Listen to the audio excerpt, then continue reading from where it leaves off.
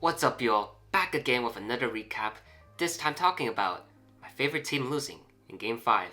You just hate to see it. Unless you're a Philly fan, obviously, that's great for y'all. Boston lost 98 to 113, and honestly, this is the type of game that gives off the vibe that the Celtics are pretty vulnerable. They are not the Goliath that most of the NBA community are making them out to be. Now, to be fair, it's not like everyone predicted Boston to go back to the finals or conference finals, but we can agree that there was somewhat a good portion of people claiming that Boston had regained their title of being the favorites in the East. And while this loss doesn't exactly negate those statements, that doesn't really mean we should gloss over what happened in this game. We shouldn't really overlook the many negative factors that occurred, not just on Boston's side, but also what Philly caused as well. And don't get me wrong, I will still support my Celtics, yet this is something we simply cannot ignore, so let's get started. The first factor that made me feel this type of way was the 3-point shooting. I mean, first half, this was affecting both sides. Both teams could not hit a 3 to save their lives. Oh, it was just one of those nights. I mean, Celtics fans watching this vid, they can relate to my statement here. You could just tell by how this Celtics team performs behind the perimeter that the game is either going to go one of two ways. It's going to go either really great, as we've seen in Game 4, or as we've seen here, it's just going to be constant groans and moans. Only scoring 6 points in the first 6 minutes, that is such a missed opportunity because you could just tell from Philadelphia's start, it was a little bit lethargic. I mean, PG13 did start out very hot, but aside from him, with the likes of Joel Embiid, Tyrese Maxey, Kelly Oubre, you could just see it was going to take a moment for them to look like their usual selves. So for Boston to be that incapable in executing their offensive game plan, gosh, that was a pretty painful experience. Now, it did get better in the second quarter. There were some nice offensive adjustments where they were more willing to take it inside. And I believe a big part of that recognition was realizing how lethargic Philadelphia's players were being, especially the two bigs in Embiid and Drummond. They constantly attacked those guys in the pick and roll. And it wasn't just pick and roll. When Vucevic was on the floor, there were some nice pick and pop looks as well. But yeah, they realized those two bigs, at the time, they weren't the most mobile. So we saw some nice Pritchard layup attempts, a fadeaway midi from both Pritchard and JB, and as the cherry on top, even JT was willing to lay the ball up. So I left that second quarter with a bit more optimism. You know, that was one of the more enjoyable quarters to witness. Again, I must stress it was little optimism because it was only a 7-point lead at halftime, but I was like, I would love to see more of these inside looks because the three balls, I just know they were not going to be knocked down at the most consistent basis. Now, I don't want to make it seem like the first half was all Boston. Philadelphia did some nice offensive adjustments as well, more so with Embiid getting into his usual shot diet. First quarter, it just felt like most of his shots were top of the key, long-range bombs. And I understand him taking those shots because a lot of those possessions, he was wide open. And you know the thing, it only takes one to get someone going. However, as we all know with Embiid, he usually cooks in that elbow area with those mid-range jumpers. And while not all of those shots didn't exactly go down, they were still good enough to make Embiid more comfortable. He was starting to feel it compared to the first quarter. Not just easing himself into the game, but also making things easier overall for Philadelphia. Boston was starting to tell he was getting automatic from there, and they constantly sent doubles. So with that, that opens more lanes for some catch and shoots or some maxi drives, really unlocks the game plan for the Sixers, and you start to wonder how different the game would look if Philadelphia had attempted this style instead of more of a focus with their perimeter shots. But regardless, 7-point lead at halftime. Both sides aren't finding much success from 3-point range. Maybe the Celtics could pull out an ugly win. And man, was that ever such a jinxing thought because Philadelphia knocked down 7 of their 12 triples in that specific quarter. And while I'm not stating that Boston was shooting every shot from behind the arc, I did feel the sense that the C's were kind of in a rush to combat or counter that with their own set of threes, you know, especially when they see one going down. That just gives them enough incentive to launch 4 or 5 more, much to my chagrin.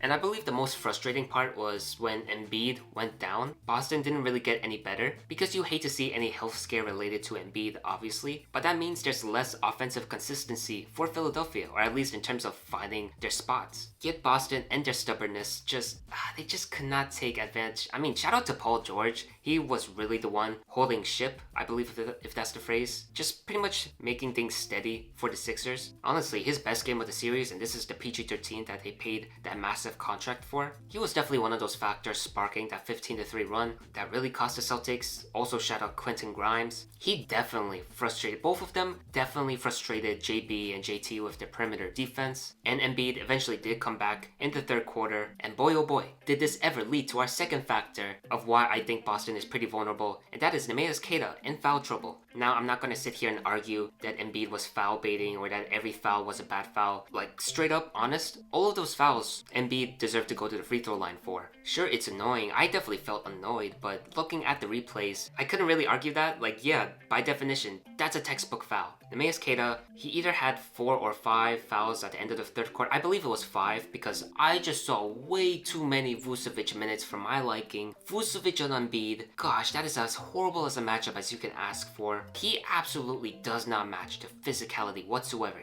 Too many possessions where he backs off instantly because Embiid was putting his head down. He recognizes he has a worse defender on him, so he just backs down and it works seamlessly. Like, hey man, I know you're afraid of fouling Embiid, but you're still giving up an easy 2 points regardless. And the fact that he was kind of the main assignment for the whole third quarter, like that's how Embiid got going. And then in the fourth quarter, Philadelphia, they just happened to run away with this one. They executed their game plan so much better, which then leads to my final factor of Boston being a vulnerable team to beat. They just flat out panicked in crunch time. In that fourth quarter, despite losing the lead, they still kept it close, right? The closest they ever got was 94-97. Yet when we look at their later drives, you would have never have guessed there was any composure from that team overall. And mostly it was due to that Philadelphia defense. You know how I mentioned before that the pick and roll defense with Joel Embiid and Andre Drummond was a major reason as to why Boston was able to find success inside? Well, that's all gone now.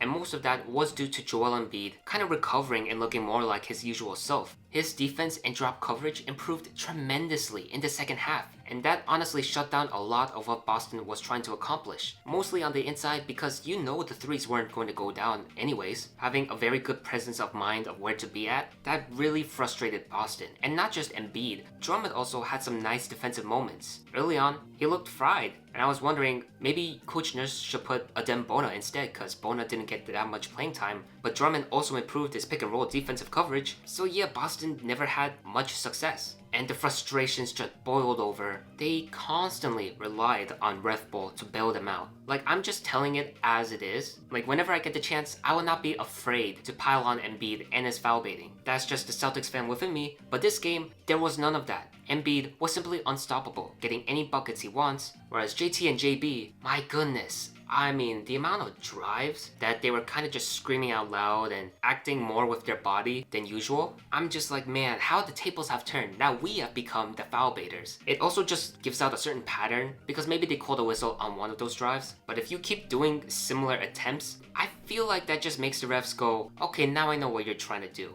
So that was just very frustrating. That was just a very lack of composure. That did not look like a championship squad, and instead it looked like a ton of guys kind of resorting to any emergency plan they could use because their opponent was just executing very well. Also, the fact that Embiid was so dominant, Mazzulla resorted to having Queta guard VJ Edgecombe instead, and VJ just had to send in that final dagger. Ah, screw you, agent of Ace Bailey. Like, why did you have to advise Ace to skip those workouts, huh? Yeah, overall, it was not fun to watch, but I have to give a lot of credit to Philadelphia because they went with what works best for them. They recognized what they were trying to achieve in the first quarter wasn't working, so they changed things up, and a lot of the players just improved their coverage defensively, offensively, and Boston didn't have the greatest response. So yeah, it just left me with these 3 factors of being very uncertain of Boston being a certified definite contender. And if these factors keep appearing at a consistent basis, that's enough for the opponent to take advantage of and to beat them. It's not a guarantee that these factors will occur, but it's still feasible. Like, it's not anywhere near 0%.